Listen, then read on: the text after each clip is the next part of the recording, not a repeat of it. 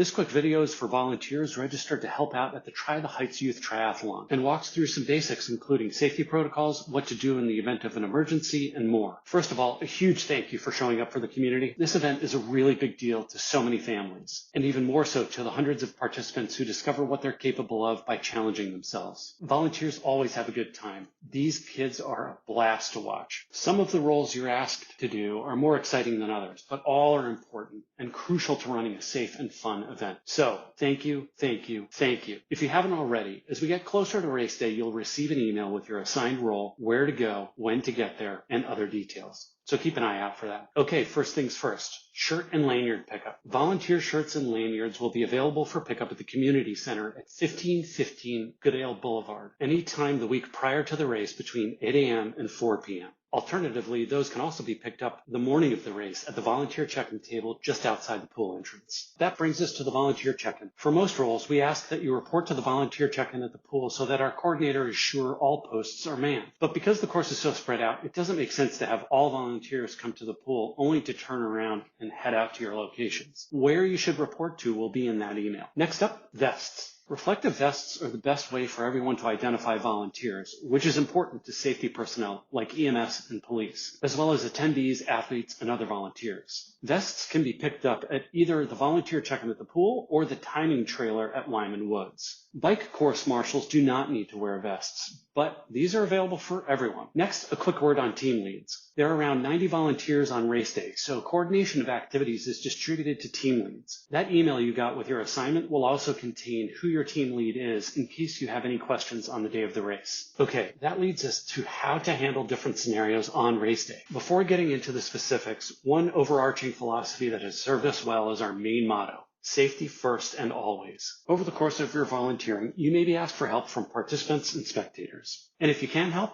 great. But our primary function as volunteers is first and foremost to ensure the safety of the athletes. So please don't let anyone or anything distract you from that. You are not expected to know anything about the triathlon beyond your own responsibilities, but it's possible you may be asked about all kinds of things. To help with those questions, your lanyard card has the race schedule on one side and important contact information on the other. We've also added a QR code to the card, which connects to the race website where all kinds of information can be found. If you're asked a question you can't answer off the top of your head, let the person scan your QR code and look for the answer themselves on the race website. Okay, so what do you do if there's an emergency? Let's walk through some possible scenarios. First off, what do you do if you see an injured athlete? Thankfully, this is an exceedingly rare occurrence, but if it does happen, approach immediately to offer assistance and use your common sense to assess the severity. Is it an injury that can be addressed with a Band-Aid and a hug? If so, then do what you can to comfort the child and get them back underway or off the course and out of the way of oncoming race traffic. If it's more severe than that, you're going to make two quick calls. The first is to 911. They will dispatch the appropriate safety services to your location to assist. The second call will be to the first contact number on your lanyard card. They will need to know the athlete's race number so that the athlete's parents can be contacted. And please do what you can to protect them from oncoming race traffic. The biggest risk to athletes is running into another athlete who has stopped on the course. Okay, next.